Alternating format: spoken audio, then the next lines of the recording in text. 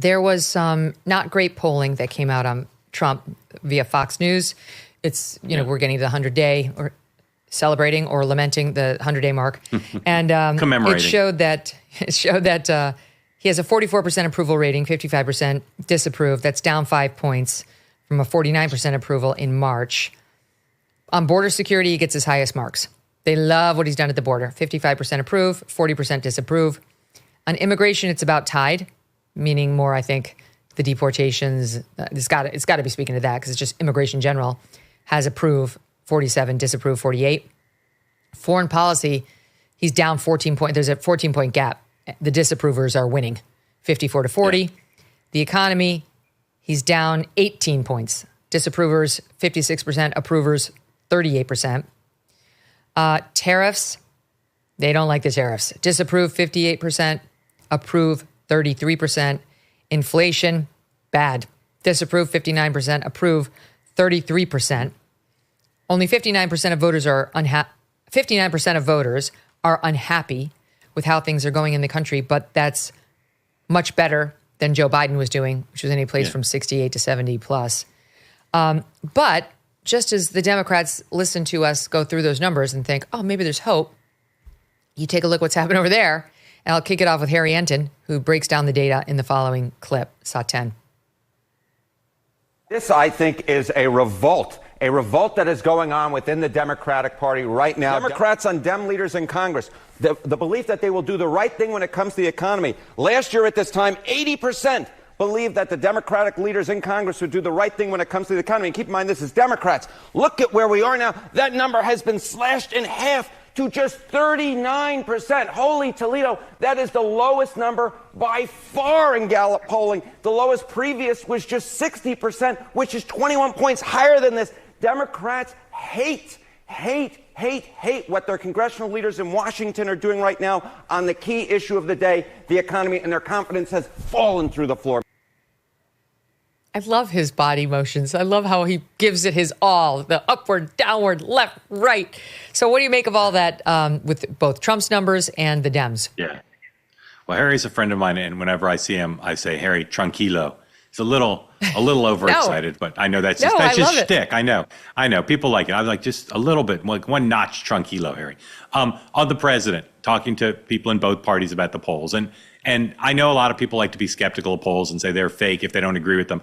I tell people in both parties, if your party is polling badly or the trend is bad and you just want to say it's not true, sometimes there's an outlier. But if all the polls are saying the same thing, you do yourself a disservice if you pretend it's not true. Where the president's poll numbers are pretty clear. And I believe from talking to folks that they're all down in all the categories that you listed. I think it's primarily being driven by the tariffs. The tariffs are so unpopular and they're so dominating the news about how many people are upset about them. Businesses upset about them, and a lot of people in small businesses, large businesses, raising specters of inflation and shortages, et cetera. And I think if people are feeling bad about the president, then they're going to get more negative answers. His numbers have not gone through the floor because the president has a pretty high floor because there's tens of millions of folks, maybe 40% of the electorate, maybe a little higher, who will be with him thick or thin.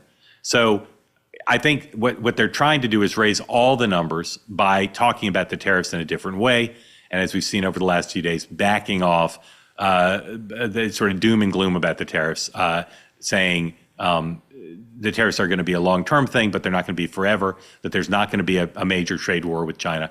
I think people, as the week ends, are feeling a little bit better about things. And I would suspect that if they keep that up in a disciplined way, his numbers on all topics will go a little bit back up. The paradox of Donald Trump, though, is he's got a very high floor, but he's also got a very low ceiling. Just as there's tens of millions of people who will be for him no matter what, there are tens of millions who will be against him no matter what. And so the range of his performance reviews, not just overall approval, but on everything, I think it's a pretty narrow band.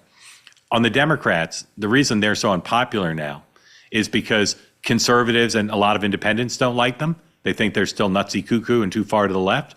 But they're also not getting very high marks from the liberals in their own party, who are disappointed that they're not doing a better job and a more energetic job in fighting Donald Trump. So I think their floor actually could be lower than it currently seems, because they have the very challenging task. They have to rehabilitate their image with moderates and centrists and independents and the Republicans they want to reach, while not further alienating the far left. And that executing on that requires someone typically of the political skill of Bill Clinton. And there aren't very many people like that, and no one I see in the Democratic Party currently. So their brand is being defined primarily right now, I would say, by 4 people: Joe Biden, Kamala Harris, Bernie Sanders, and AOC. And if you were on Madison Avenue or in some sexy PR firm or brand management company somewhere else in the country, I don't know that those would be your top 4 draft picks. I think Tim Walz would want you to mention him. He was sure. Profiled as he saw in the Atlantic. Honorable mention. Yeah. And he says, here's the following. They say, Walz is a big metaphor guy. For instance, he refers to his delirious vice presidential campaign as his 90-day Eras tour, the Taylor Swift tour. It's a good line, but even the Atlantic writes as follows: but an imperfect metaphor. Taylor Swift's Eras tour reinforced her rolling dominance. Waltz's ended abruptly and badly. They talk about how he had a good crowd when he spoke recently at the Youngstown Dior Performing Arts Center. 2,800 people? Okay, I mean, I guess that's not bad, but he was just the vice presidential nominee on the Democratic ticket. I would expect it could have gone a little bigger. And then he volunteered that Bill Clinton called him in early October and said to him, "Don't allow them to make you a caricature," referring here to Walz's own campaign higher-ups, not Trump. "You are a consequential governor, and that's what you should be running on." So I think Tim Walz, I know you don't agree, but he thinks he's still in it, that he could be on your little short list, and maybe you're selling him short. I don't disagree that he thinks that. I just don't know that he's as top of mind as the other 4 with the media and the Democratic Party and the public at large when they think about who defines the brand right now. But he'd be in the top 10. How about Pete Buttigieg? Because he went on Andrew Schultz's podcast, and I just don't see this guy doing it. I got to be honest. But he said the following. I mean, talk about controversial. The left won't write 10,000 articles about this because he's on their team. But trust me, if someone like me or Tucker Carlson ever spoke like this, or anybody on right of center, they'd be killing them. Take a listen. It's SOP 13. Of course. So we were in what's called a surprise adoption scenario. So we literally I was at work. I was traveling. We got a phone call. Chasten called me. And the next day, we were in a rural Midwestern hospital holding him in our arms. And they were like 1 day old. Wow. Like, it was like that. Like, just from like normal life to like, and by the way, it's twins.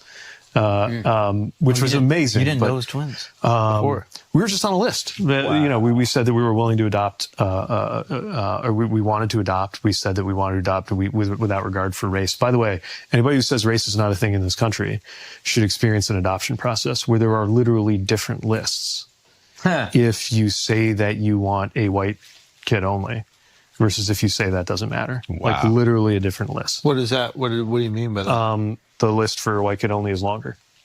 And not only that, there was actually a discount, or you didn't have to pay a deposit on the fee. Discount is crazy. This is like how it works. There was a discount for the babies of color. That's what he said. And then he tried to correct it to, you didn't have to pay a deposit. There's so much in there, Mark. So first of all, the list to get a white baby is longer. I mean, there are far more white people in America than there are black people. So I'm not sure, because it's his team that has been lecturing us, like when Amy Coney Barrett got chosen as Trump's latest justice, that it's not okay for a white couple to adopt a black baby or a baby of color, because somehow that's like us working out our need to further colonize. I don't understand the criticism, but it was all over the internet when it came out that she had adopted, I think, 2 children from Haiti. The crazy woke leftists that he speaks for will tell you shouldn't do that, that you're depriving this child of a chance to connect to a parent who shares like the history behind this race.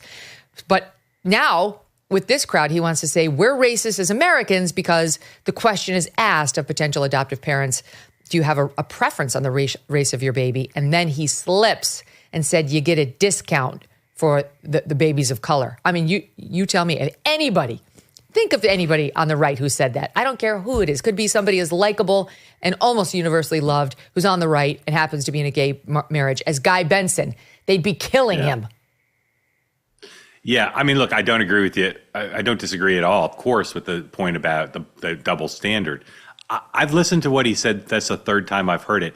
I find the whole thing a little confusing. I'm not really sure what points he's trying to make that he really wants to make, because the points he seems to be making, I don't know that they're true, and I don't really understand why he'd be wanting to make them. It just I find the whole thing baffling. But there's no doubt that one of the things, people always want to say this is the reason Donald Trump won. There are a lot of reasons he won in 2024. I think one of the things that tens of millions of Americans have gotten sick of is the way Democrats talk about race and expect others to talk about race. And depending on how you interpret what Pete Buttigieg said there's certainly moments that a lot on the right would say that's just not the right way to talk about it, and it's certainly not the way conservatives could talk about it.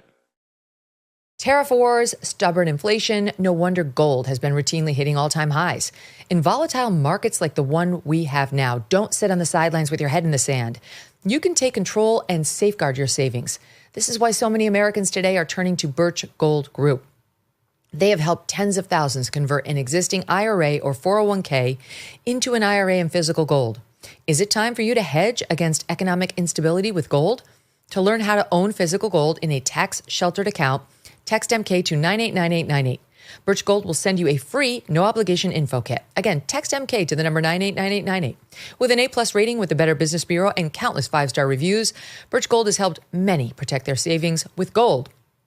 It took decades to get into the tangled mess that they're trying to unpack now in D.C. How long will it take to get out of it, and what cost? Text MK to 989898 today. Thanks so much for watching. If you like what you just saw, hit the subscribe button for more clips and full episodes.